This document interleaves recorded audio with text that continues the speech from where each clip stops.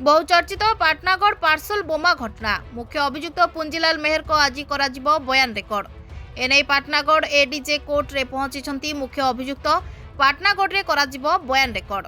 पूर्व तारीख में जेल अधिकारी असुस्थता देखाई मोहलत मागिथिले फल पुंजीलाल को बयान रेकर्ड होई पारनथला।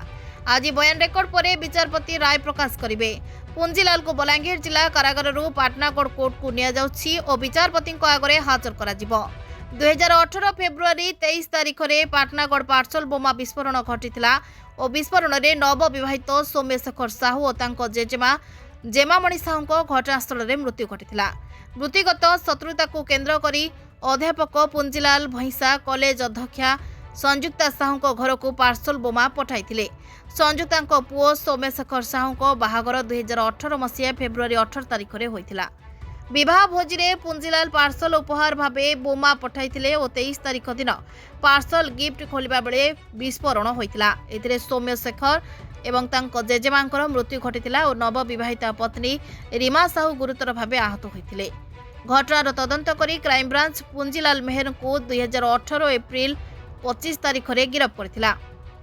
Bureau report Odisha digital.